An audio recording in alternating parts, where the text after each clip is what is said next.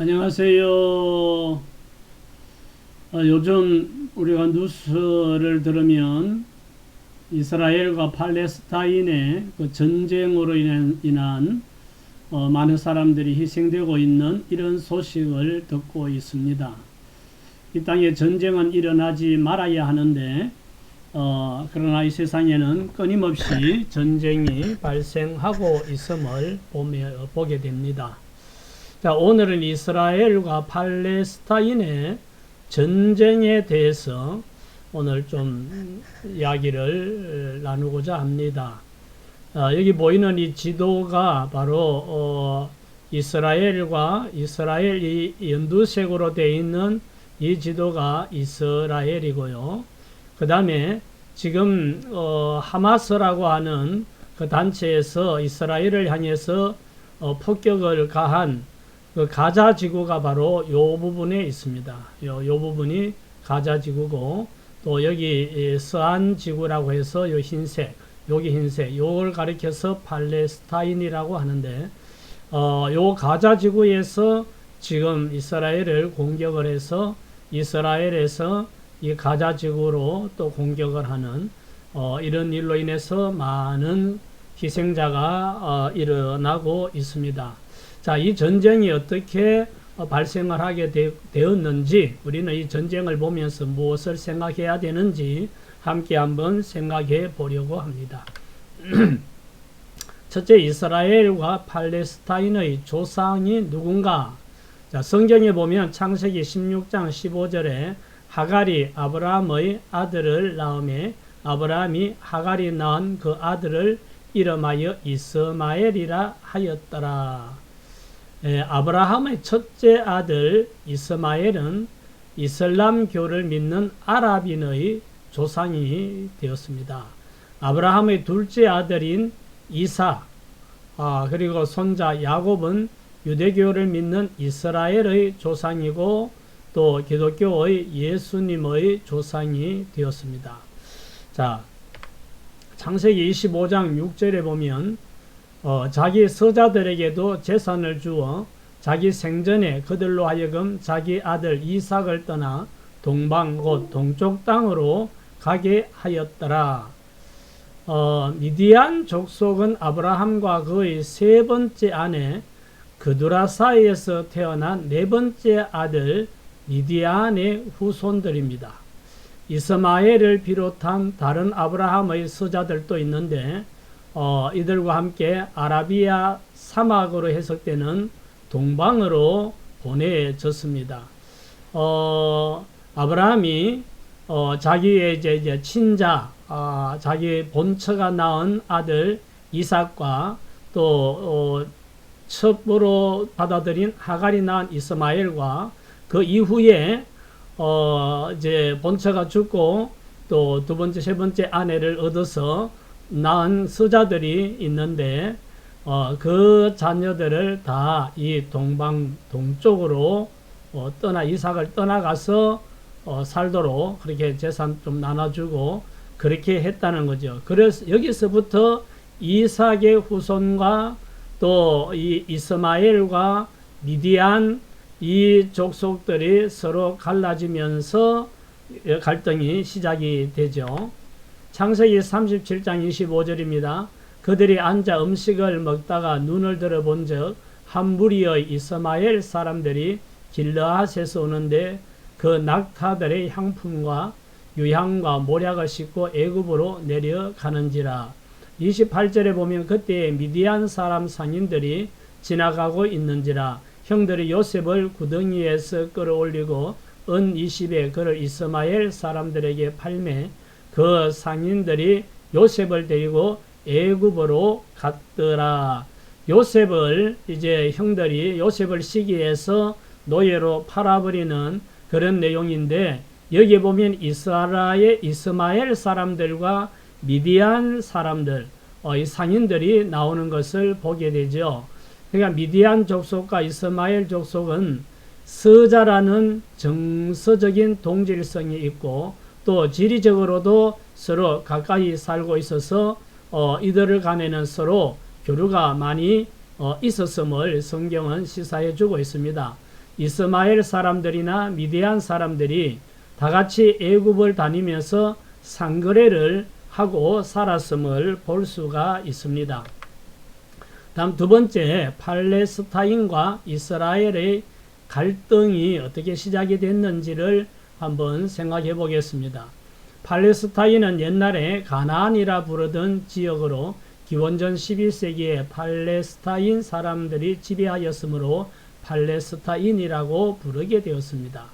가나안에 살던 이스라엘 백성들이 기근으로 인해서 애굽에 가서 살게 되었죠. 요셉이 총리로 있을 때는 이스라엘 백성들이 대우를 받고 잘 살 수가 있었는데 요셉이 죽고 세월이 흐르면서 이스라엘 백성들은 애굽에서 종살이를 하게 됩니다. 430년간 종살이를 하고 있을 때 모세를 하나님께서 보내서 이스라엘 백성들을 애굽에서 구출하게 하죠.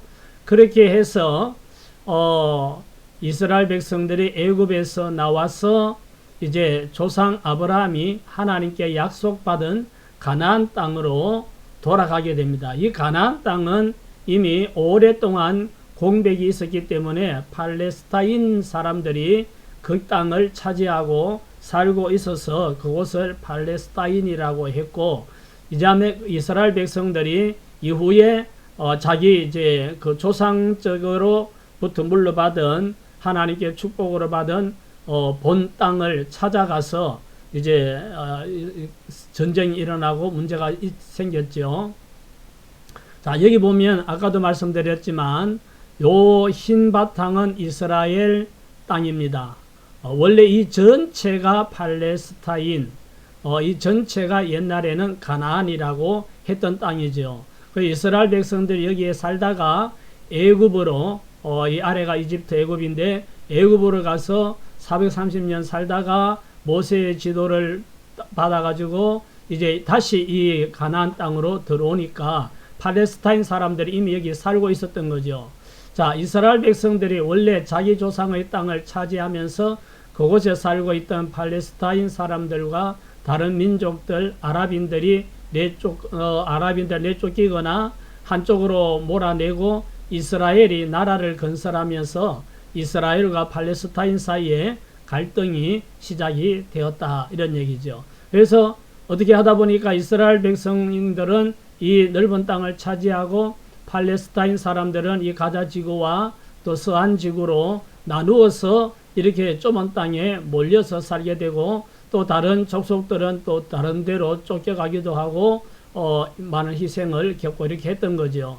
그래서 팔레스타인은 영토가 요단강 서한 지구와 가자 지구로 양분되어 있어서 여러 가지 어려움이 있고 문제가 이제 있었던 거죠.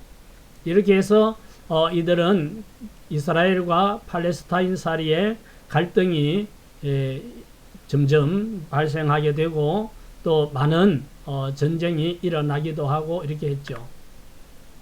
자, 팔레스타인의 종교에 대해서 한번 생각해 보겠습니다. 팔레스타인은 93%가 이슬람 신자들로 순니파 무슬림이고, 유대인과 팔레스타인 사이에는 종교적인 문제와 영토 문제로 끊임없는 분쟁이 지금까지 있어 왔습니다. 이번에 하마스가 이스라엘을 공격하고 이렇게 한 것도 그동안 계속 누적되어 온 그 갈등과 분쟁의 연장선상에서 또 일어났다, 이렇게 볼 수 있겠죠. 자, 네 번째, 하마스의 정체가, 요즘 이제 방송을 들으면 하마스가 이스라엘을 공격을 했다, 하마스라는 말이 많이 나오는데, 자, 이번에 이스라엘을 기습 공격하며 전쟁을 도발한 하마스는 이슬람 저항 운동을 뜻하는 말입니다. 가자 지구를 본거지로 두고 있는 팔레스타인의 이슬람주의 정당 이름이 하마스라는 거죠. 우리나라에도 뭐 국민의힘, 또 뭐 더불어민주당, 뭐 정의당, 이런 당이 있듯이 팔레스타인에도 당이 있는데, 그 중에 가자 지구를 본거지로 가자 지구를 점령하고 거기 중심으로 이제 이스라엘을 향하여서 저항 운동, 팔레스타인 해방 운동을 하는 이런 정당 이름이 하마스다라고 이해를 하면 되겠습니다. 팔레스타인의 해방을 목표로 하지만 팔레스타인 정부는 온건파인 반면 가자 지구를 장악하고 있는 하마스는 강경 입장을 취하고 있는데, 이번에는 하마스가 독자적으로 도발한 것이다. 하마스가 독자적으로 이스라엘을 공격을 한 거죠. 자, 다섯 번째, 하마스가 전쟁을 일으킨 이유입니다. 이스라엘은 가자 지구에서 테러가 자주 발생하기 때문에 가자 지구를 담장을 치고 가자 지구 밖으로 나오는 것을 제한한 것에 대한 불만도 있었고, 수십 년간 이어진 팔레스타인에 대한 이스라엘의 잔혹 행위에 대한 보복이라고 하마스 측에서, 팔레스타인 측에서 그렇게 주장을 하는 거죠. 이스라엘은 이들이 자꾸 테러를 일으키니까 자유롭게 나오지 못하도록 그 가자 지구에 담장을 쳐서 그들의 출입을 제한을 하고,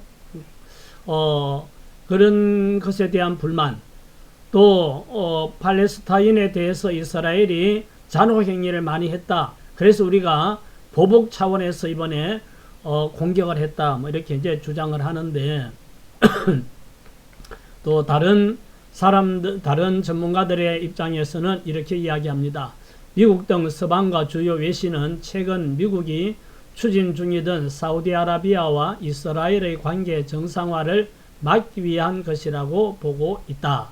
미국은 중동 지역에 중국의 영향력을 확대하려고 하기 때문에 경제 차원에서 사우디와 이스라엘의 관계를 중재해 왔는데, 팔레스타인 이 하마스가 볼 때 이 사우디아라비아가 이스라엘과 관계를 정상화해버리면 자기들의 배후, 아주 막강한 배후를 잃어버리는 이런 결과를 가져오기 때문에 팔레스타인은 우리는 이스라엘과 사우디가 관계를 정상화하는 것을 원치 않는다. 뭐 이런 이제 그 의미에서 이번에 한번 터뜨림으로 인해서 사우디아라비아가 이스라엘과 관계를 정상화하지 못하고 다시 자기들을 지지할 수 있도록 방향을 돌리게 하기 위한 그런 의도였다. 이렇게 이제 보는 거죠. 팔레스타인 입장에서는 2020년 아브라함 협정으로 아랍 형제국들이 이스라엘과 수교한 데 이어 맏형격인 사우디마저 이스라엘과 손을 잡으면 팔레스타인의 존립 기반이 위태로워지기 때문에 사우디와 이스라엘의 수교를 막으려는 의도로 이스라엘을 공격한 것으로 본다. 이렇게 이제 전문가들은 또 이렇게 보고 있다는 얘기입니다. 자, 여섯 번째, 전쟁으로 인한 사상자는 어떻게 되는가? 이거는 이제 초기의 자료를 가지고 제가 말씀을 드리는데요. 하마스 측에서는 가자 지구에서 이스라엘을 향해 5,000발이 넘는 로켓포를 발사했다고 하마스 측에서 주장을 하고, 그러니까 이스라엘에 이렇게 5,000발이 넘는 로켓포가 이스라엘 땅에 떨어졌는데, 물론 이제 미사일 그 추격 그 방어 체계로 공중에서 다 폭발을 시키기도 했지만 떨어져서 피해를 많이 입었고, 또 지난 10일 이스라엘군은 하마스 목표물을 겨냥한 반격에서 폭탄 약 6,000발을 가자 지구에 투하했다라고 또 이스라엘 측에서는 밝히고 있습니다. 그러니까 가자 지구에도 그 좁은 지역, 아까 지도에서 봤지만 좁은 땅에 6,000발의 이 폭탄을 투하했으니까 거기도 엄청 피해를 많이 입었죠. 전쟁 초기에 이스라엘 측 사망자는 1,300명, 부상자는 3,200명이라고 했고, 팔레스타인 보건부는 가자 지구에서만 어린이 500명 등 1,500명이 숨졌고 부상자는 6,800명이라고 했습니다. 근데 최근에도 계속해서 사상자가 발생을 하고 있고 폭격이 또 이루어지고 있어서 그 정확한 사망자나 부상자는 아직 정확하게 집계가 되지 않고 있는 상황이죠. 자, 이슬람 정오 테러가 곳곳에서 일어나고 테러 단체인 시아파 이슬람주의 정당의 헤즈볼라는 이란과 시리아의 지원을 받아 공격을 이어갈 경우에 전쟁이 중동 지역 전체로 확전될 가능성이 있다라고 또 전문가들은 염려하면서 지켜보고 있습니다. 전쟁이 멈추지 않는 이상 계속해서 사상자는 늘어나고 피난민들의 고통은 더욱더 커질 수밖에 없겠지요. 그래서 전쟁이 일어나면 사람은 죽게 되고 다치게 되고 여러 가지 말할 수 없는 고통을 겪게 되는 것을 우리는 보고 있습니다. 자, 마지막으로 7번째, 우리에게 주는 교훈이 뭔가? 우크라이나 전쟁도 있었고 지금 또 전쟁하고 있고 또 지금 이스라엘, 이게 지금 팔레스타인과 사이에 또 전쟁도 일어나는 것을 우리가 보고 있습니다. 이런 전쟁을 통해서 우리가 받아야 될 교훈이 뭔가? 더 많은 사람을 죽일 수 있는 무기를 개발하고 핵포탄을 쌓아놓고 있어 어디서든지 전쟁이 발생하면 수많은 사람들이 목숨을 잃게 됩니다. 지금 이것은 북한에서 미사일 이렇게 발사하는 이런 장면인데 전 세계 여러 나라들이 많은 무기들을 쌓아놓고 있고 또 핵무기마저 준비해 놓고 있습니다. 모든 갈등과 대립은 평화적으로 해결하려고 끝까지 노력하고 전쟁은 일으키지 말아야 한다는 것을 우리는 절실히 느끼고 있습니다. 이 정치 지도자들이 헤게모니 싸움을 하면서 자기들이 어떤 그 지역의 패권을 잡으려고 하다 보니까 이렇게 전쟁을 일으켜서 정말 선량한 백성들이 죽고 고통당하는 이런 일을 만들고 있는데, 어떤 일이 있더라도 전쟁은 일으키지 않았으면 좋겠다 하는 그런 바람을 가져봅니다. 자, 그럼에도 언젠가는 이 세상의 종말이 온다는 사실을 잊지 말아야 합니다. 기근과 지진과 전쟁의 소문은 종말이 가깝다는 징조입니다. 이런 현상을 보면서 영적으로 정신 차리고 깨어 기도하면서 언제 무슨 일이 일어나도 천국 갈 준비하고 살아야 될 줄 믿습니다. 할렐루야. 이상으로 이스라엘과 팔레스타인의 전쟁에 대한 이야기를 통해서 왜 전쟁은 발생하게 되었고 왜 이스라엘과 팔레스타인 사이에 갈등이 시작이 되었는지 우리가 살펴보고, 또 우리는 어떤 자세로 살아야 되는지에 대해서 한번 생각해 보았습니다. 아브라함의 두 아들 이삭과 이스마엘, 그리고 다른 서자들, 이렇게 사이에서 일어난 이런 갈등이 점점점 벌어져서 지금까지도 이스라엘과 팔레스타인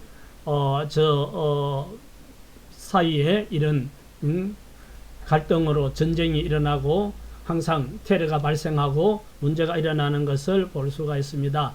이런 모든 것들이 고조되어 가면 결국에는 종말이 오게 될 것입니다. 그러므로 우리는 어떤 일이 일어나더라도 끝까지 믿음의 승리자가 되어서 영원한 천국에 들어갈 수 있도록 믿음 준비하고 깨어 기도하고 천국의 소망 가지고 승리의 삶을 사는 저와 여러분 되시기 바랍니다.